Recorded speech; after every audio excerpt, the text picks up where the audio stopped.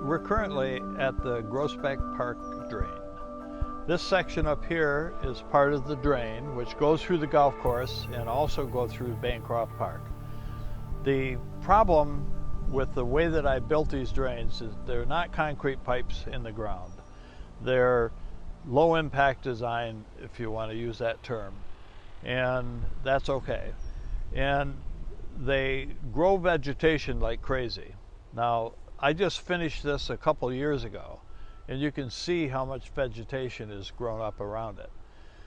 What we want to do is we want to keep the right kind of vegetation in here to maintain the extraction of the water properly, and to make sure that it remains a viable ecosystem and it doesn't turn sour on us.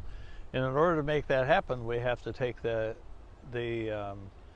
invasive species out of it. When I say invasive species, I mean plants. And invasive species, typically, they grow out of control, and they'll choke out all of the native flowers and the native kinds of vegetation that we want to be here. A non-native plant like chicory here has flowers that do provide benefits for pollinators. And in this situation, it's not acting in an invasive way.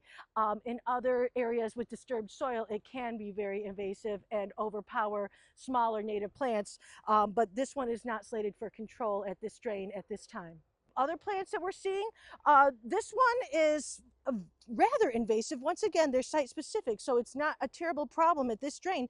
But this vine, you can see it twining around this invasive grass. This is called bindweed. And so this one will grow up over plants and smother them when it gets bigger. But because we have such a beautifully established population of native plants already, it's not really doing that yet. So this is one that we can hand pull, and then these other native plants should shade it out so that it can't get a hold here in the drain and smother the native vegetation.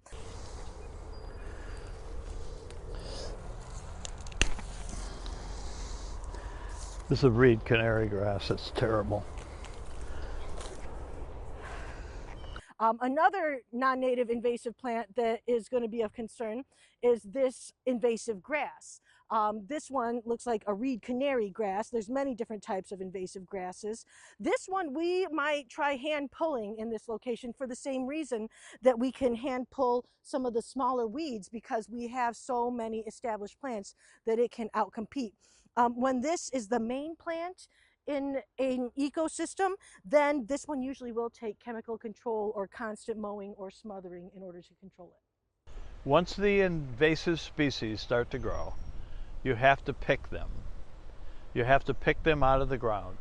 It's impossible to get back in the soil and pick all the seeds out. But before they flower and produce new seeds, you need to pick them, so that pick the invasive species out of the mix of natural species.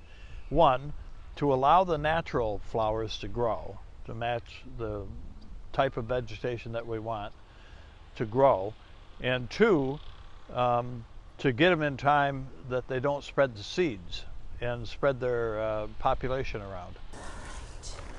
You can see the root structure on the reed canary grass. It's just terrible. Yeah. It's the worst thing you could have to manage water.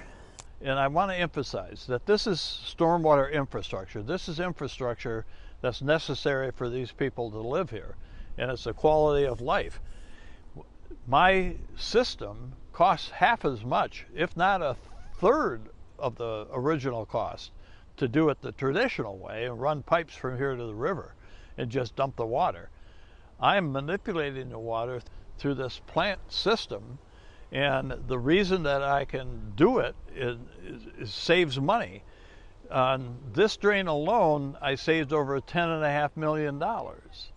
So by building it this way I can build it that way, I can afford to maintain it over maybe 100 years or more and not spend the original amount of money that we did for concrete pipes. And it lasts longer. However, it got here, we have to somehow take it out. And that's part of the maintenance of these drains. Well, they cost less money to build initially. They have to be maintained over time. So I want to develop a program that we can maintain these drains and use these drains for what the utility of them are supposed to be used for, at the same time keeping an ecosystem going that people can enjoy.